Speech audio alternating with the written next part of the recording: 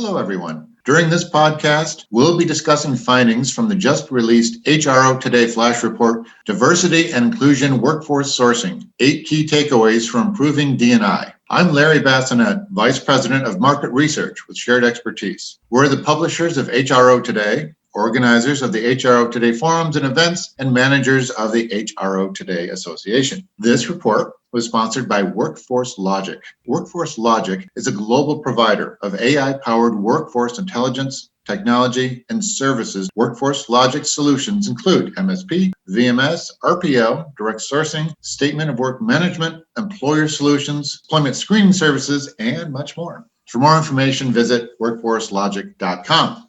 With me today is William T. Rolack Sr., Vice President, Diversity and Inclusion, Workforce Logiq. William leads Workforce Logiq's diversity and inclusion strategy and advises its clients on how to improve the diverse workforce and built-in first-class human capital management strategies. He has extensive experience helping companies achieve their business goals by leveraging diversity and inclusion initiatives. Welcome, William. Thank you so much, Larry. It's a pleasure to be with you today. Well, terrific. The report we're going to discuss examines how workforce diversity is factored into decisions about human capital for hiring permanent employees and engaging contingent workers. It also explores the perceptions of the current state of diversity and inclusion within organizations. I'm going to touch on some key findings from the report, and then William's going to respond with his take on what the data reveals. So the first thing to discuss, D&I is an organizational priority. In our study, we found out that the vast majority, 90% of organizations have made D&I a priority within their workforce. Almost 2/3 have begun implementing or they're in the advanced stages of implementing D&I plans, while another 7% are further along, already seeing positive results from their initiatives. William, would you share your thoughts on that or provide some examples to support that finding? Sure, Larry. I think this is a great opportunity for us to explore the journey of diversity and inclusion. We're on a journey. Many organizations are seeing some advancement, as we see here. That 7% that says they're further along is a suggestive measurement, right? And so it really depends on their goals and the perspectives of what they're bringing into their strategic pillars. I know as we look through the survey results, we'll explore some of those strategic pillars in a little bit more detail. But just from a high level standpoint, the journey has really been centric around 2 key priorities, workplace, workforce, really talent, and, culture. As we continue to build and as this journey builds along with the work that's being done, what we're seeing is that work is transitioning more into, of course, looking at societal issues as well, but also the marketplace. And so when we see true measurement, a true movement, it brings about the idea of how is the work impacting the value optimization of organizations. Like we're seeing the richness of great reporting out there from McKinsey and from Harvard Business School showing the impact of those 2 critical pieces around workforce and talent that's actually growing organization innovation. So when we're talking about those measurements and that type of impact in improving innovations, which is actually improving revenue and growth, and even in nonprofit organizations, we're talking about mission-based growth. And so those who may be of a fundamental perspective of helping the public or helping in other ways, we see mission growth as well as revenue growth. Organizations are making it an organizational priority and finding success and movement. Again, very suggestive because we're on a journey, but we know when we're making impact in either mission growth or revenue growth, cost savings and productivity gains, we find success in diversity and inclusion.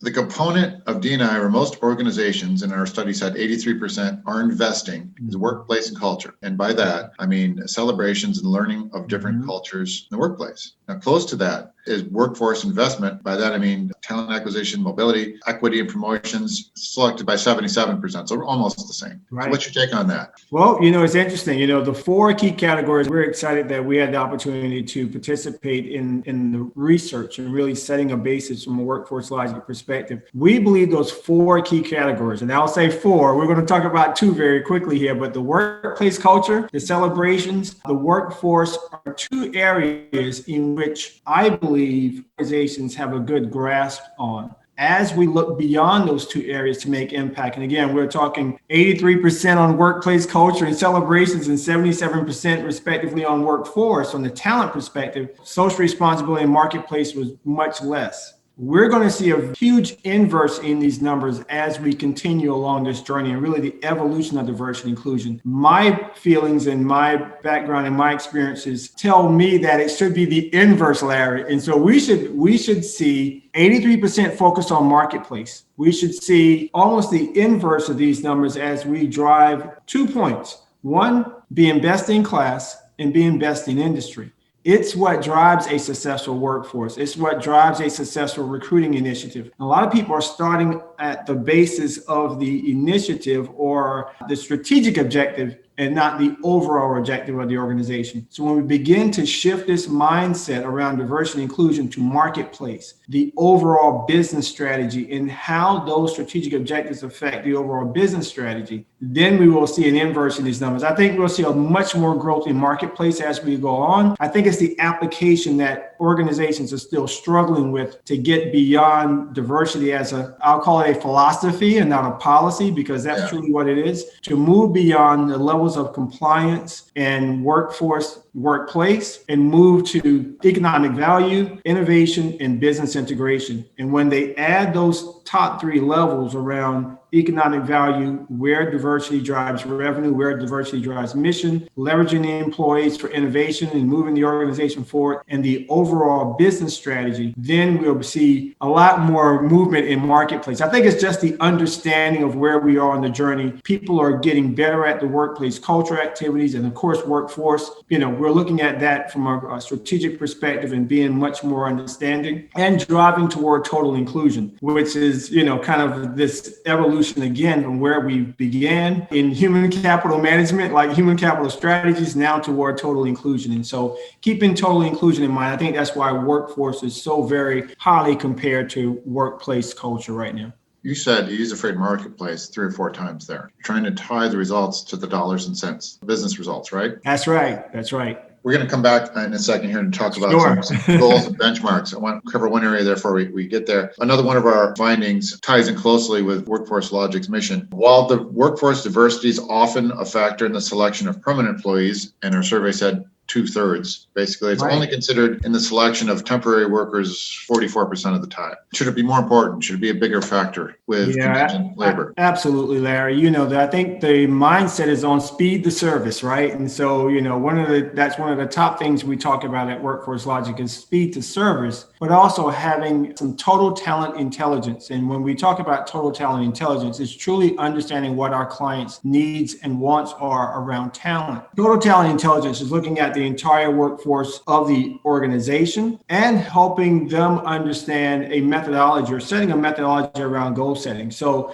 understanding 2 major aspects of this, and I'll give this quickly here, but one, we know that our clients want to be better than industry from a workforce demographics perspective in gender, ethnicity, working across those boundaries to LGBTQ, disabilities, and veterans as well. We know they want a richness of America's available workforce in order to secure the best talent available. We understand that. And by understanding that, we have the ability now to source and screen, and our total talent intelligence, our AI piece of the business here, the family is able to, tell us where that talent is, very quickly, and being able to really assess so much from compensation to tenure to university status. We run over 40,000 data points, over 1 million data points a month, in which we're able to know the movement. So we have our true finger on the pulse. The big piece here, Larry, around looking at this temporary worker strategy is understanding where the business goals are around their talent. I think the soundbite here is really temporary worker is a temporary strategy.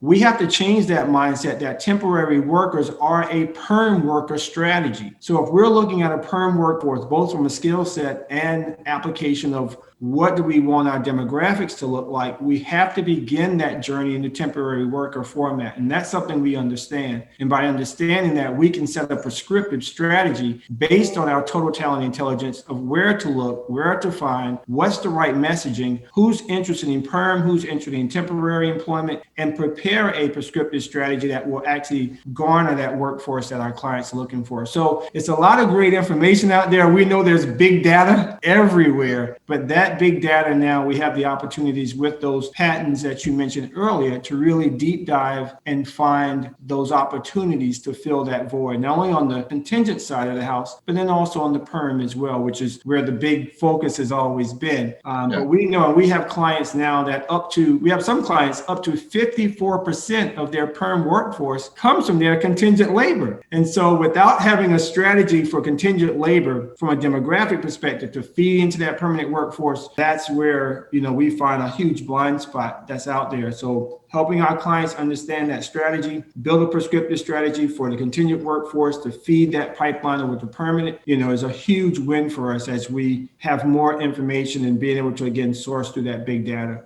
So almost every company gets some of their permanent workforce from their contingent, some percentage. That's right. Most companies in our study confirmed this, have goals, diversity goals for their permanent employees, of course. But then we saw only 16% have goals for their contingent workforce. You're saying you've got a solution, but here we're seeing only 16% realize there's even a problem there. How are you going to fix that? You're saying we've got the solution to something most people aren't too worried about just yet. Yeah, exactly, Larry. It's pretty interesting. One of the things that we're finding is in our dialogue that we're having with clients is around this particular issue. And we find it very important that we share that with them as we set goals, goals around staffing goals, as we set service level agreements, understanding talent in the markets in which we live, work, and play. There's a very different strategy. And these are the conversations that our program leaders are having on site and those who are working with remote employees. We're having those conversations that really centric around there's a different strategy for New York City as it is for Cedar Rapids, Iowa, San Diego, and Miami, and other places in between. And so as we're having those conversations, we are helping them understand and get a better understanding of the methodology in which they should be applying as relates to being better than industry and looking like the places we live, work, and play. And so that's really helping them get a gauge and plotting themselves between those two measurements. And we really look at industry as a low measurement, right? Because that's insular. And that external measurement is our marketplace or DMA or designated market area. So really helping them understand that and plot themselves within there helps us garner a better strategy and understanding our marketplace. So we're not arbitrarily setting goals or setting numbers that are not relative to their marketplace, their business unit marketplace. Great segue, because I was going to ask about benchmarks. Organizations are struggling with establishing benchmarks. Right. In our study, 38%, so just over a third, felt their organizations understand how it compares in workforce diversity against peers and against competitors. And less than 1 in 5 said they felt their organization is leading the industry in workforce diversity, probably because they don't actually know what anybody else is doing, so they can't say they're leading it. Why are the goals so hard? Goal setting has been a challenging aspect, not only from a talent perspective or talent acquisition, human resources, but also from a diversity perspective. I think the best measurement or the best methodology out there, or the best process, I will say, that we're instituting in the work that we do now is really 4 key areas, Larry. One is measurement, understanding what the workforce looks like today, right? That's one that we all have. We know what the workforce looks like from a demographics perspective, gender, et cetera, and all of the EEO categories. Biggest challenge in this, I would say, the 4-step process: measurement, methodology, strategic alliances, understanding where the talent is, going after that talent, setting the right messaging, but then also risk mitigation as that 4th piece. The biggest challenge here in that 4-step process is in methodology. Many of those organizations out there, because again, only 38% felt their organization understands how it compares, right? And so many organizations have a fear of setting a methodology that says, we're going to draw the line in the sand and we want to look like this. And the biggest problem with that is, again, as we talked about that big data, bringing that big data down to really understand what their industry looks like, being able to compare their industry to other competitive corporations, and understanding what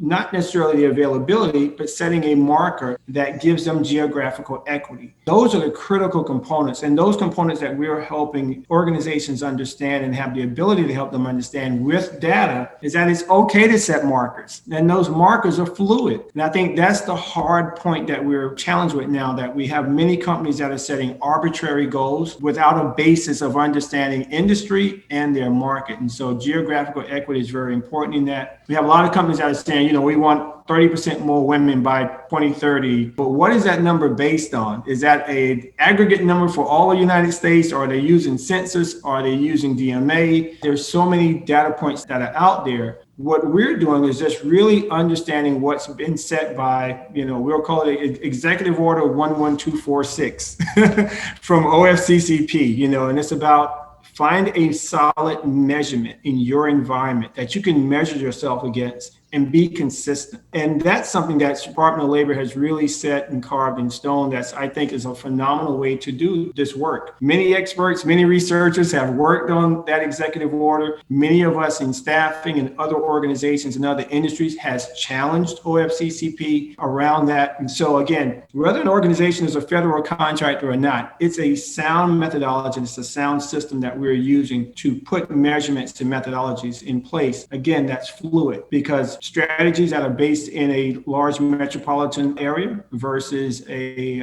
smaller or a second tier DMA are going to be very different. And so helping them understand that and bringing those two measurements about is where we're doing this work right now, which we have clients that are taking this data, taking these measurements, having the ability to express where they are on this journey toward geographical equity back to their C-suite, as well as being able to take this data and put it back into presentations to present to their board of directors. And so we feel very good and very confident that through our AI, through our total talent intelligence, having an understanding of the marketplace, both from a demographic standpoint, from an industry standpoint, as well as that geographical equity based on where the business unit is located, we feel very confident that we've set a methodology now that we can move that percentage to a much higher percentage of those who will feel comfortable goal setting. And again, feel comfortable drawing that line in the sand around a solid methodology. You know that in a lot of boardrooms, these numbers come from someone saying 20%. Someone else goes, no, 25%. And then they all that's what they run with. Yes, very arbitrary.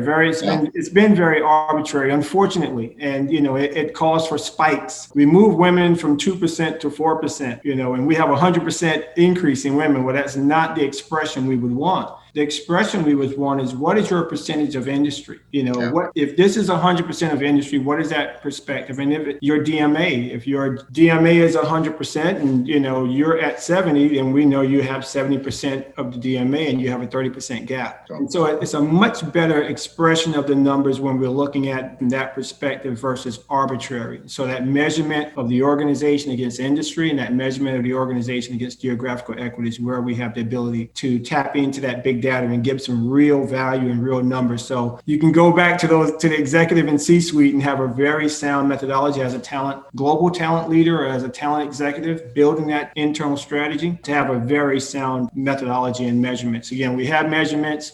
The sound methodology is going to be most important. We have, again, the ability to know where to go, where to seek out that talent. And of course, some advisory in the process around risk mitigation, because once we bring them to the table, we want them to stay, of course. We want long tenure in that process and continuing to move to be better in industry, best in class, and look like the places we live, work, and play. So, William, I have the impression that with your passion for this and your expertise that we could talk for hours. We could, Larry.